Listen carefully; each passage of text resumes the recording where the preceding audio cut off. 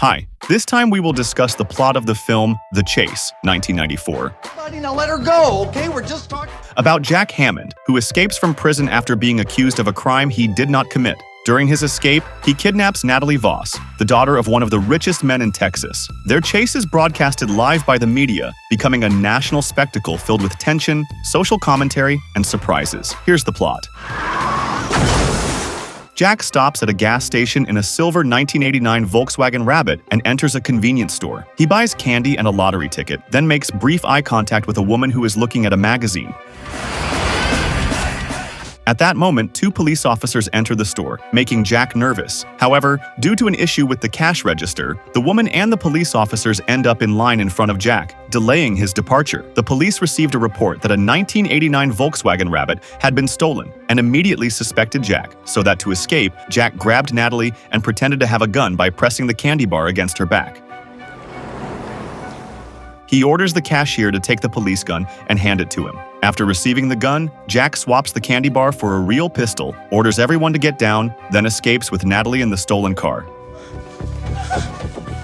Elsewhere, a documentary producer and his cameraman joined Dobbs and Figgis on a police patrol. Suddenly, they heard over the police radio about a red BMW being hijacked by an armed and extremely dangerous man who was holding a woman hostage. Since Dobbs and Figgis were near the location, they immediately began chasing after them. Meanwhile, inside the BMW, Jack asks the woman, who keeps whimpering, to hold the steering wheel for a moment while he takes off his jacket. He tells the woman to stop making noise because he'll let her go once the situation is safe, but she can't control herself. Jack lit a cigarette lighter while asking how she could afford such a luxurious car, and the woman replied, still whining, that the car was a gift from her father. Suddenly, the woman pulled the cigarette lighter out of the socket and burned it on Jack's neck, causing Jack to yell angrily at her. At the same time, the lighter fell onto the seat, which began to smoke and fill the car. Dobbs and Figgis then saw them. Jack shouted at the woman to take the lighter, which she did immediately, but she threw it out the window, making Jack even angrier because now he couldn't smoke. At that moment, a high-speed car chase began.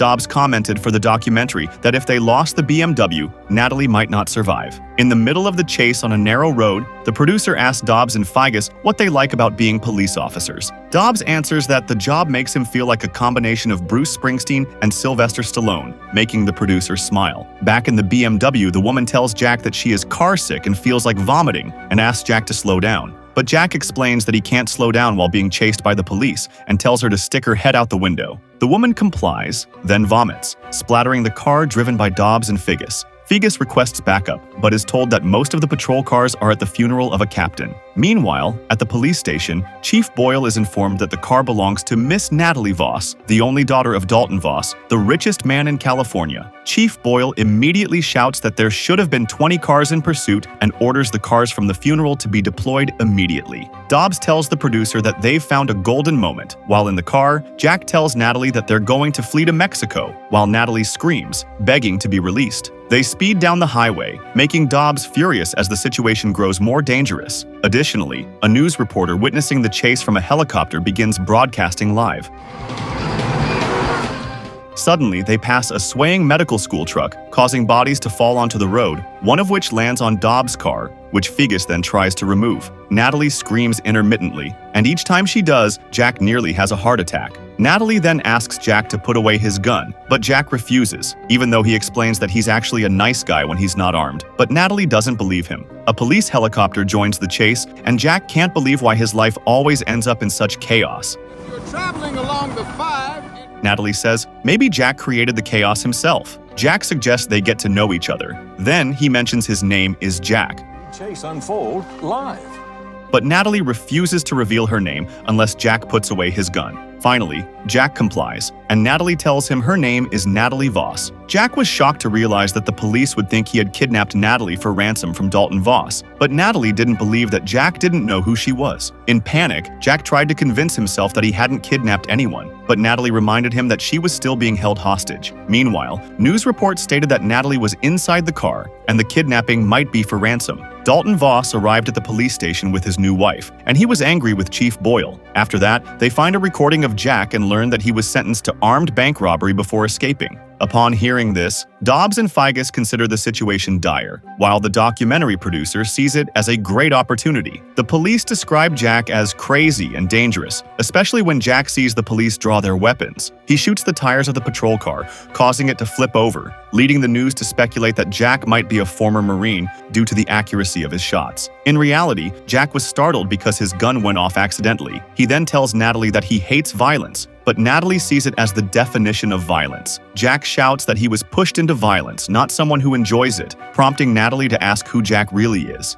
Jack explains that he was punished for a crime he didn't commit and that the system doesn't trust him, but he doesn't expect more. Yet Natalie confirms that she doesn't trust him either. The phone in the car rings, and Chief Boyle tells Jack to stop, but he refuses. Chief Boyle threatens to kill Jack if he hurts Natalie, but Jack assures to tell Natalie's father that she is okay. Dalton offers money, but Jack refuses and asks if $50,000 is a fair price for his daughter. Dalton starts blaming Natalie, and Jack gets angry, saying that Dalton should be ashamed, and hangs up the phone. Natalie looks at Jack in shock at what he just did and says that no one has ever spoken to her father like that. Jack replies that it's because everyone only wants something from him, including herself. Natalie denies it, but Jack realizes that she wants to be treated like a woman by his father, not like a little girl, which Natalie admits is true. Shortly after, Natalie says she hates her stepmother, who married Dalton only for money, and her biological mother, who is more like a friend than a mother. She says she feels frustrated and wants to leave them all. Jack's lawyer sees it on the news and contacts Chief Boyle to ask for the BMW's phone number so he can speak with Jack. The news speculates that Natalie is tied up and scared, but Jack and Natalie appear to be enjoying their time together, singing along to the music. Suddenly the phone rings. Ari, Jack's lawyer, says the problem can be resolved if Jack stops, but Jack refuses and thanks him. Natalie overhears the conversation and starts feeling sorry for Jack. The phone rings again, this time from a Channel 9 news reporter asking what Jack will do when he runs out of gas. Jack gets angry, saying that Natalie's fear is enough to be a spectacle, then smashes the phone. Meanwhile, a transport vehicle and SWAT team are deployed at the Mexican border. Inside the car, Natalie gives Jack some gum and asks why he ran away. Jack explains that he used to work as a clown at children's birthday parties, but was arrested after being accused of robbing a bank, even though he was innocent. Natalie tries to imagine Jack as a clown when suddenly a monster truck speeds by and attempts to overtake them. Unexpectedly, the monster truck veers off the road and overturns. Both drivers, who tried to be heroes, managed to escape just in time before the vehicle exploded violently, blazing like a fireball in the distance. Besides, being a cop messes with your head. Ari is interviewed about the robbery case involving Jack. He explains that the robber was injured and left blood type A, while Jack's blood type is V+.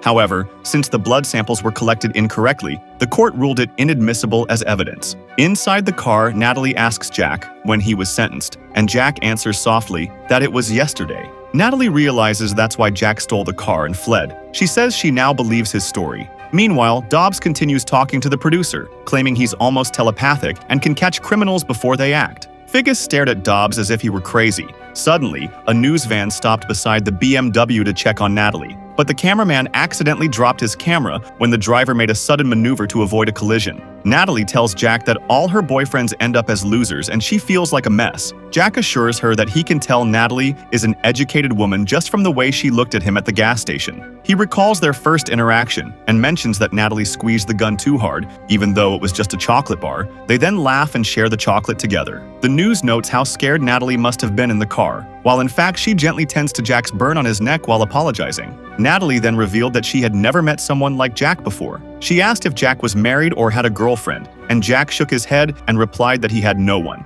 Without hesitation, Natalie began kissing him, saying she was in love with him. She climbed onto Jack's lap, kissing him passionately while Jack continued driving, as if the world belonged only to the two of them. Elsewhere, Figgis noted that there were still 10 miles left to the border, while Dobbs asked in an annoyed tone why Jack kept driving in a zigzag pattern on the road. 9 miles later, the sun begins to set on the horizon, and in the warm evening atmosphere, Natalie suggests that Jack extort money from his father so they can cross the border and live comfortably together. Jack says it might work, and Natalie smiles happily, saying it all feels very romantic. They finally arrived at the border, and Jack had to slam on the brakes to avoid hitting a truck. When the car stopped, he quickly backed up, turned around, and started driving against the traffic. Chief Boyle is furious, while the police are in chaos. Jack turns off the highway, crashes through a gate and speeds into an oil field, while Natalie laughs hysterically in ecstasy. The police chase them until all the vehicles are spinning in circles like a game. On TV, the news commentator expresses hope that Jack will be severely punished for his daring act of spinning around with the police. In the chaos, Jack asks Natalie if she's serious about going with him, and enthusiastically, Natalie agrees. But Jack suddenly stops the car and the police surround them. Dobbs and Figgis get out and order Jack to get out. At that moment, Jack turns to Natalie and says he cares deeply for her and doesn't want to ruin her life. Natalie is sad, and Jack puts the gun in his bag, thanks her, then tells her to get out and walk away. With tearful eyes, Natalie sheds tears as Jack kisses her hand. Slowly, she exits the car without saying a word. Figgis immediately takes Natalie to the back of the police car and tells her she's very lucky to be alive. Dobbs hoped Jack would try something so he could shoot him. Inside the car, Jack lit a cigarette and reflected on the day's events: the kidnapping, the accident, the explosion, and Natalie. Then, Jack got out of the car with his hands behind his back, looking at the police shouting at him. Suddenly, he raises his hands like a gun and points them at the police. A shot is fired, and Jack falls, bleeding. However, a few seconds later, it becomes clear that Jack is still sitting inside the car. It was all just a figment of his imagination. He takes a deep breath, then slowly exits the car with both hands raised, signaling his surrender. The police immediately arrest him. You're gonna get away now. While Dobbs is furious and curses, saying he really wanted to shoot him. Natalie arrives and immediately hits Jack in anger. At that moment, the documentary crew rushes to record the scene. It's Will and this is Dale. Natalie then states that Jack is innocent, but Dalton ignores her. Seeing the documentary crew, Natalie pulls out a gun, fires a bullet into the air, and takes the producer hostage. She demanded the police release Jack, then fired at the helicopter as a warning that she was serious. What you doing? This guy's brainwashing.